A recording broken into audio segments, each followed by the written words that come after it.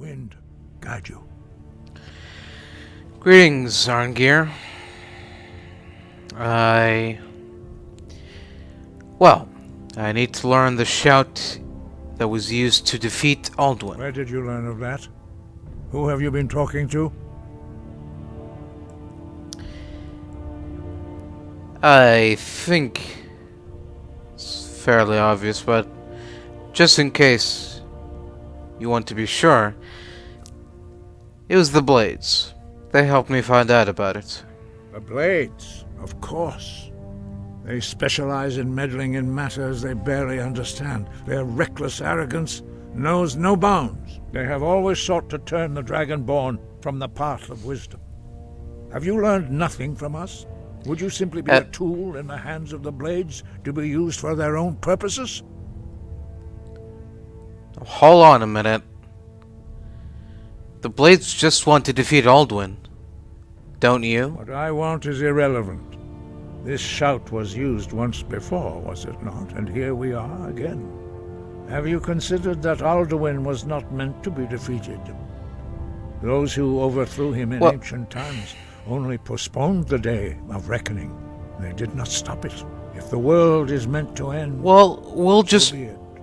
Let it end and be reborn. We'll just postpone it again. What are you talking about? Delaying Alduin is still better than just letting him kill everyone. So you're not gonna help me? You're just gonna sit here and munch on your bread? No, not now. Not until you return to the path of wisdom. Rock lostovakin strundul rock ventinvak bardonax. What? Dragonborn, wait. What? Forgive me, I was intemperate. I allowed my emotions to cloud my judgment. Master Einarth reminded me of my duty. The decision whether or not to help you is not mine to make. So, can you teach me the shout? No, I cannot teach it to you, because I do not know it.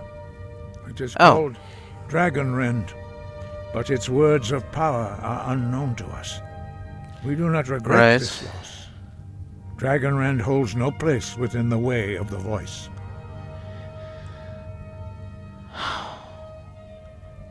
I thought you knew all the words of power. But not Dragon Rend. The knowledge of that shout was lost in the time before history began. Perhaps only its creators ever knew it, but I am not the one to speak of it to you.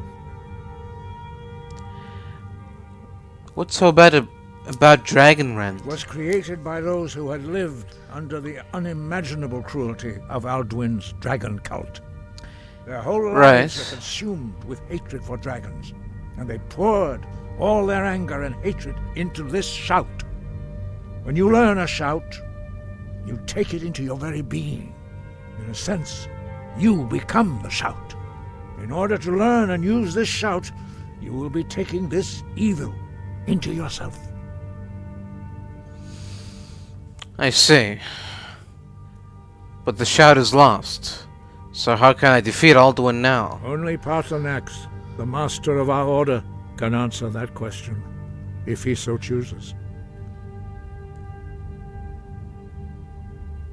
Well, I suppose I need to speak to Paarthurnax then. You weren't ready. You still aren't ready. But what? Thanks to the Blades, you now have questions that only Paarthurnax can answer.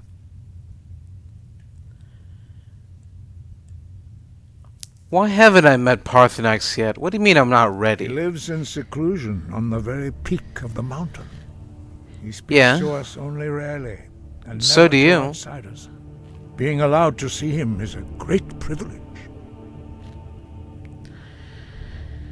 Alright. So how do I get to the top of the mountain to see him? Only those whose voice is strong can find the path. We will teach you a shout to open the way to Paarthurnax. Excellent. Go on then. The path to Parthenax lies through this gate. I will show you how to open the way. Alright. I'd very much appreciate it. Look. Oh. Lock. Va. Oh. Kor. Va.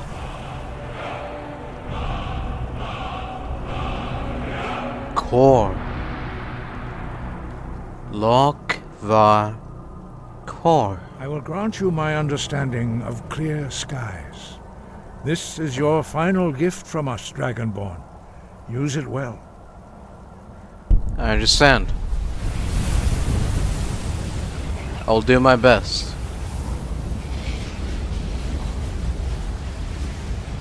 Clear skies will blow away the mist, but only for a time.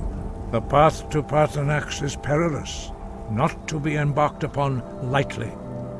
Keep moving, stay focused on your goal, and you will reach the summit. Okay. So I can go now? Thank you. Alright. Let's try this out. Look, Vatol!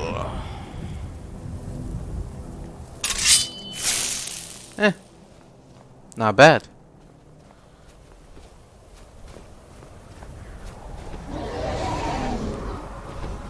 What the? Ah! Dragon! Drem Yolok. Greetings, Wunderneek. I am Parthenax. Who are you? What brings you to my Strunmach, my mountain? Parthenax? You are the master of the Greybeards? They see me as master. Wuth Onik, old and wise. It is true I am old. Tell me, why do you come here, Volan?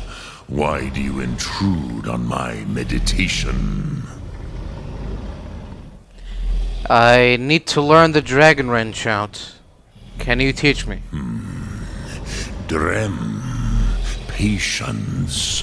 There are formalities which must be observed at the first meeting of two of the Dove. Right? By long tradition, the Elder speaks first. Hear Go on, then. my thum. Feel it in your bones. Match it if you are Dovahkiin. Oh, okay. The word calls you. Go to it.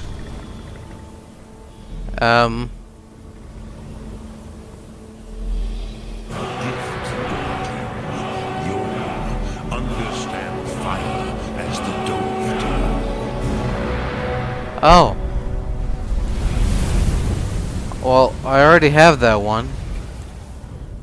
Yeah, I've been using it, you know, from time to time.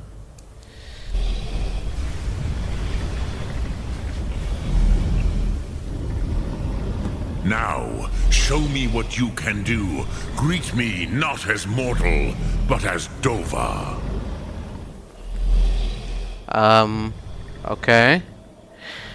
Yo Toshol! Ah, yes.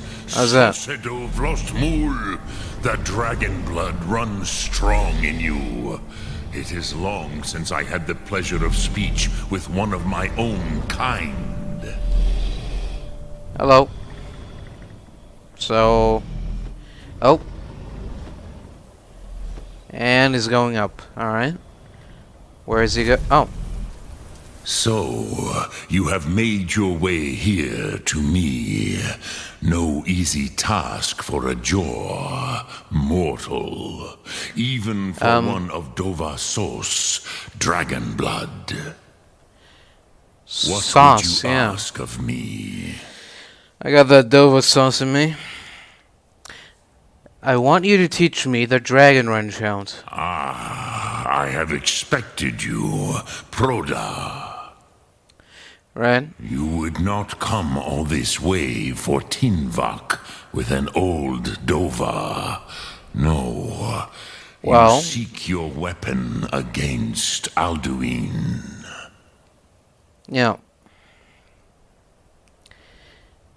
Well, the Greybeards didn't even want me to come at all. Yes, they are very protective of me, Bahlan Fadon. But I do not know the Thum you seek. That's one word for what? Croesus. It cannot be known to me. Your kind, Jor, mortals, created it as a weapon against the Dove, the dragons. Yeah. Our Hadrime, our minds, cannot even comprehend its concepts. So you're saying it's some sort of what? Some abomination? Something that wasn't meant to be? Something unnatural? That's why the dragons don't know it, only the humans, because the humans spliced it up themselves. I see. Well, how can I learn it then? Drem, all in good time. First, a question for you. Why do you want to learn this Thum? I need to stop Alduin. Yes, Alduin, Zemach, the elder brother, gifted, grasping, and troublesome, as is so often the case with firstborn. Brother. But why? Why must you stop Alduin? Yeah, what can I say? I like this world. It has its ups, and it has its downs. I don't want it to end. Ruza, as good a reason as any. There are many who feel as you do, although not all. Yeah. Some would say that all things must end, so that the next can come to pass. Perhaps this world is simply the egg of the next Kalpa, Lin Vokin. Would you stop the next world from being born? Well, the next world will just have to take care of itself. Paz, a fair answer. Thank you. Rofus, maybe you only balance the forces that work to quicken the end of this world. Even we who ride the currents of time cannot see past time's end. Wulsetid los trahodis. Exactly. Those who try to hasten the end may delay it. Those who work to delay the end may bring it closer. Absolutely. But you have indulged my weakness for speech long enough. Croesus, now I will answer your question. Do you know why I live here, at the peak of the Monavin, what you name throat of the world?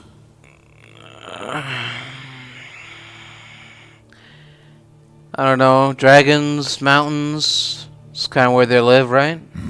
True, but few now remember that this was the very spot where Alduin was defeated by the ancient tongues.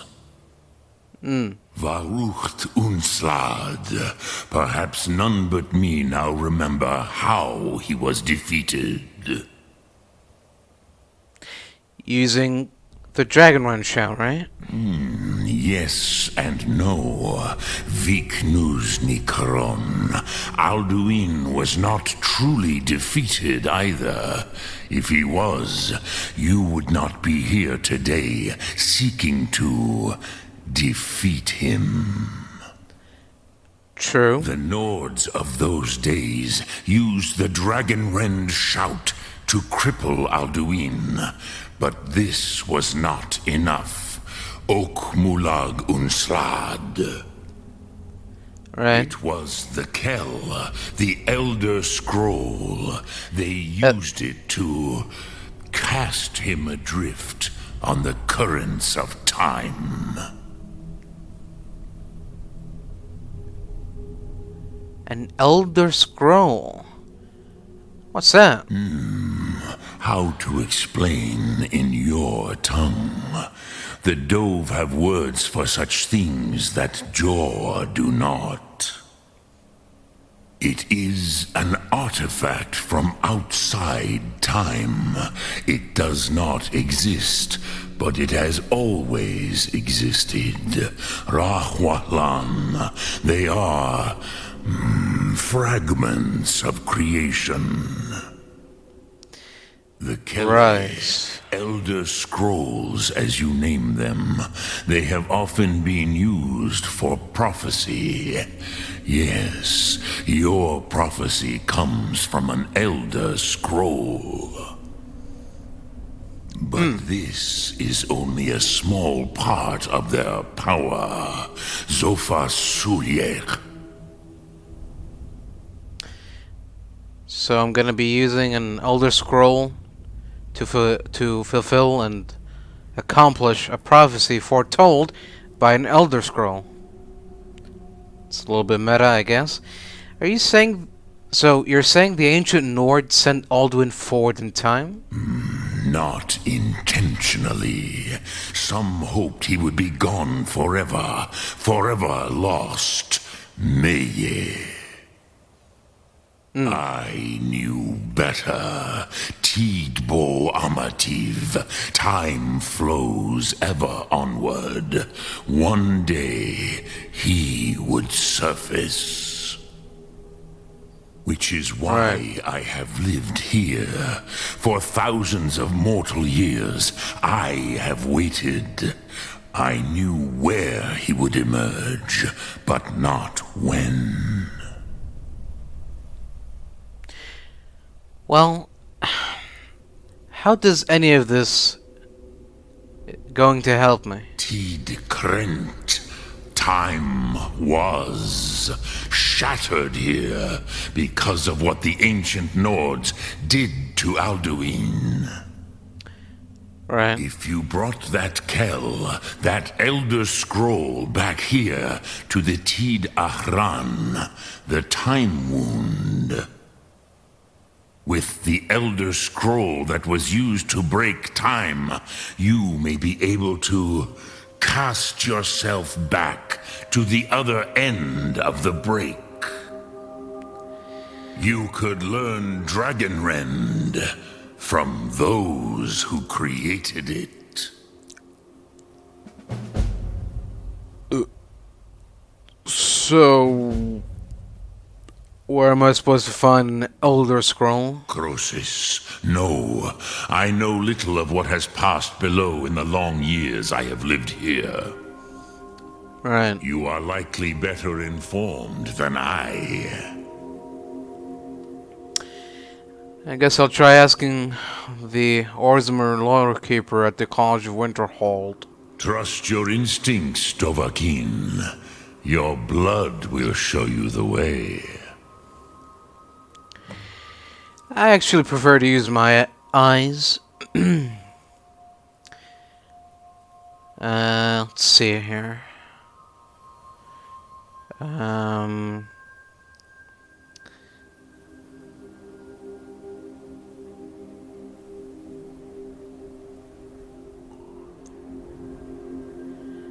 Alright, fine. Okay, I'll ask this. So how could an Elder Scroll cast Alduin through time? Vormendok, I do not know. Perhaps Oh. in the very doing, they erased the knowing of it from time itself. The Dove are children of Akatosh. Thus, we are specially attuned to the flow of time. Perhaps also uniquely vulnerable. I warned them against such a rash action. Even I could not foresee its consequences. Nust Lihorn, they would not listen. Well, to be fair, they have brought thousands of years worth of peace and quiet, relatively speaking. Wait, what do you mean? You were there? Yes. There were a few of us that rebelled against Alduin Stur, his tyranny. We aided the humans in his overthrow. Oh, really? But they did not trust us. Ni Ov. Their inner counsels were kept hidden from us. I was far from here on the day of Alduin's downfall, but all Dove felt the sundering of time itself. I see. So, if you are the master of the Greybeards, do others come here to train? I have taught the way of the voice for centuries, and the Thum since long before that. But no, Dovahkiin. Others do not come here to train anymore. Saran, you are the first in over 100 years. I meditate on the Rotmulag, the words of power. I counsel in their use. It is enough for me. You meditate on the words. How exactly? Knowing a word of power is to take its meaning into yourself. Right. Contemplate the meaning of a Rotmulag. You will become closer to that word as it fills your inner self. Will I teach you, Dovahkiin? What word calls you to deeper understanding? There are 3 to master: Fus, Faim, and Yol. Well, since you just taught me Yol, I wouldn't mind having a bigger Yol, as it were. In your tongue, the word simply means fire. It is change given form, power at its most primal. Right. That is the true meaning of Yol. Solyek, power. You have it, as do all Dove. But power is inert without action and choice. Think of this as the fire builds in your sum, in your breath. Sum Ark Mora. What will you burn? What will you spare?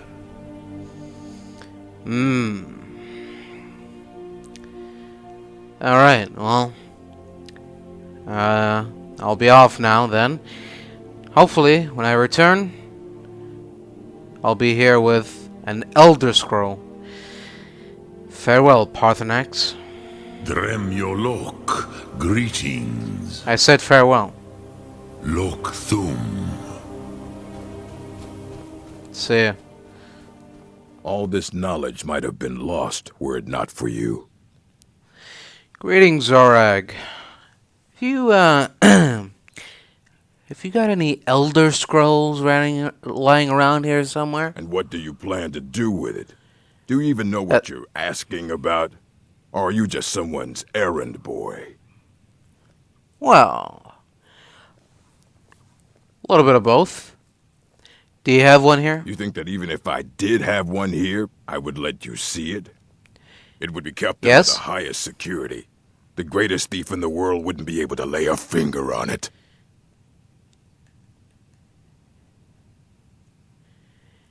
Yeah, well, I mean, but I'm the Dragonborn, and I'm the Archmage. What about? Wait, were you the one the Greybeards were calling? I'll bring everything we have on them. but it's not much. So don't get your hopes up. It's mostly lies, leavened with rumor and conjecture. Whatever, just bring it.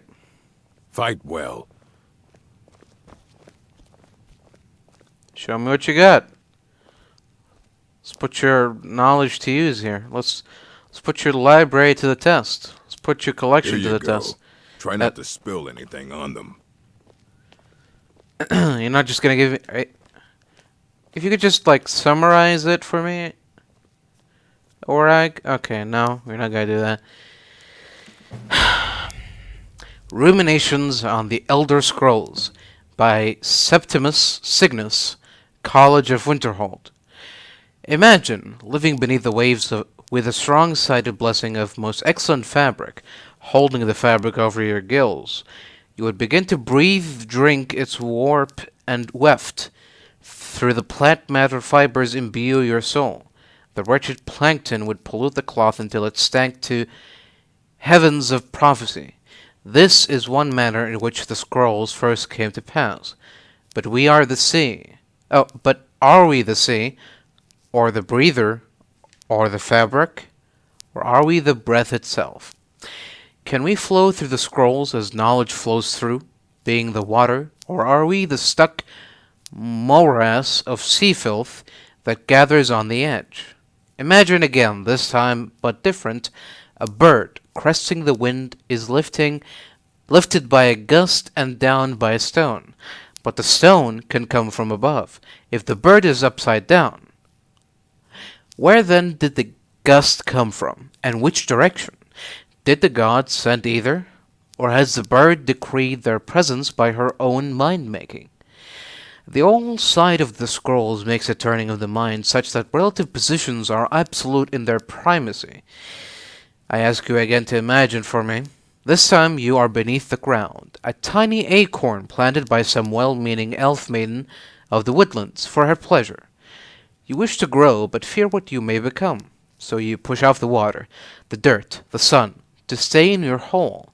But it is in the very pushing that you become a tree, in spite of yourself. How did that happen? The acorn is a kind of tree egg in this instance, and the knowledge is water and sun. We are the chicken inside the egg, but also the dirt. The knowledge from the scrolls is what we push to become full-sighted ourselves. One final imagining before your mind closes from the shock of ever knowing. You are now a flame, burning bright blue within a vast emptiness. In time you see your brothers and sisters, burnings of their own, in the distance and along your side. A sea of pinpoints, a constellation of memories. Each burns bright, then flickers. Then two more take its place, but not forever, lest the void fills with rancid light that sucks the thought. Each of our minds is actually the emptiness, and the learnings of the scrolls are the pinpoints. Without their stabbing light, my consciousness would be as a vast nothingness, unknowing its emptiness as a void... what the f... Unknowing its emptiness as a void is unknowing of itself. But the burnings are dangerous, and must be carefully tended and minded and brought to themselves and spread to their siblings.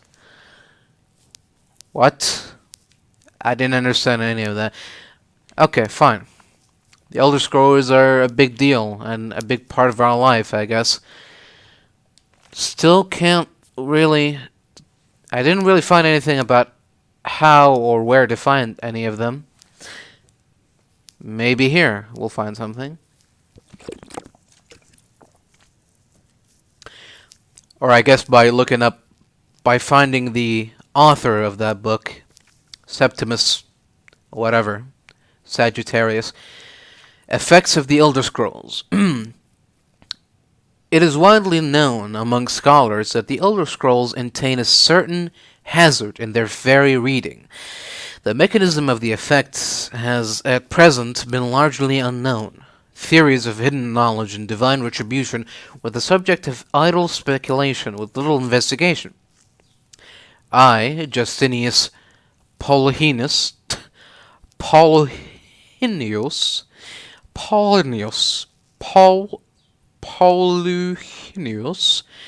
have undertaken to thoroughly document the ailments afflicted by the Elder Scrolls on their readers. Though a unified theory of how they manifest continues to elude me and remains a subject for future study, I have grouped the effects into 4, finding that the avenue of experience depends largely upon the mind of the reader. If this is unclear, I hope that a proper dichotomy will lay it plain. Group the first. The knives. For one who has received no training in the history or nature of the Elder Scrolls, the scroll itself is effectively inert. No prophecy can be scryed, nor knowledge obtained. While the scroll will not impart learning to the uninformed, nor will it afflict them in any adverse fashion, visually the scroll will appear to be awash in odd lettering and symbols. Those who know their astronomy often claim to recognize constellations in the patterns and connections. But such conjecture is impossible to further investigate since the very nature of this study necessitates unlearned subjects. Wonderful. Group the second, the unguarded intellects. It is this second group that realizes the greatest danger from attempting to read the scrolls. These are subjects who have an understanding of the nature of the Elder Scrolls and possess sufficient knowledge to actually read what is inscribed there. They have not, however, developed adequate discipline to stave off the mind-shattering effect of having a glimpse of infinity. These unfortunate souls are struck immediately, irrevocably, and completely blind. Such is the price for overreaching one's faculties. It bears mentioning, though, that with the blindness also comes a fragment of that hidden knowledge. Whether the future, the past, or the deep natures of being is dependent on the individual and their place in the greater spheres. But the knowledge does come. Group the third, meditated understanding. Alone in Tamriel, it would appear that only the cult of the ancestor moth has discovered the discipline to properly guard one's mind when reading the scrolls. Their novitiates, is that like a portmanteau of novice and initiates? Their novitiates must undergo the most rigorous mental cultivation, and they often spend a decade or more at the monastery before being allowed to read their first Elder Scroll. The monks say this is for the initiate's own protection, as they must have witnessed many unguarded intellects among their more eager ranks. With appropriate fortitude, these readers also receive blindness, though at a far lesser magnitude than the unguarded. Their vision fogs slightly, but they retain shape, color, and enough acuity to continue to read mundane texts. The knowledge they gain from the scroll is also tempered somewhat. It requires stages of meditation and reflection to fully appreciate and express what one saw. Group the fourth, illuminated understanding. Between the previous group and this one exists a continuum that has at present only been traversed by the monks of the ancestor moth. With continued readings, the monks have become gradually more and more blind, but receive greater and more detailed knowledge as they spend their waking hours pondering the revelations. They also receive a further degree of mental fortitude. There is, for every monk, a day of penultimate reading, when the only knowledge the Elder Scroll imparts is that the monk's next reading shall be his last. For each monk, the penultimate reading comes at a different and unknowable time. Preliminary work has been done to predict the occurrence by charting the severity of an individual monk's blindness. But all who reach these later stages report that the increasing blindness seems to taper with increased readings. Some pose the notion that some other, unseen sense is, in fact, continuing to diminish at this upper range, but I shall leave such postulations to philosophers. To prepare for his ultimate reading, a monk typically withdraws into seclusion in order to reflect upon a lifetime of revelations and appoint his mind for reception of its last. Upon this final reading, he is forever blinded, as sure as those unguarded ones who race to knowledge. The illuminated one, though, he has retained his understanding over a lifetime and typically possesses a more integral notion of what has been revealed to him. It is hoped that this catalog will prove useful to those who wish to further our mortal understanding of the Elder Scrolls. The Moth Priests remain aloof about these matters, taking the gradual debilitation that comes with reading as a point of pride. May this serve as a useful starting point for those hoping to take up such study. Dictated to Anstius Mechem, Anstius Bechem, 4th of last seen in the 126th year of the Second Era. Alright, so yeah. We didn't really need to read all that, but we did learn about the Ancestor Moth Priests. We learned about the effects of reading, or trying to read, an Elder Scroll, and we also learned that someone named Septimus Cygnus, formerly, I assume, of the College of Winterhold, knows a little something about the Elder Scrolls. Archmage or not, my rules about books still stand. Yeah, this Ruminations book it's incomprehensible. Aye, that's the work of Septimus Cygnus. He's the world's master of the nature of Elder Scrolls, but, well, he's been gone for a long while. Too long. Yeah, I guessed that much. Where did he go? Somewhere up north, in the ice fields. He said he found some old Dwemer artifact, but, well, that was years ago. Haven't heard from him since. I see. Well, I guess I'm going to the ice fields.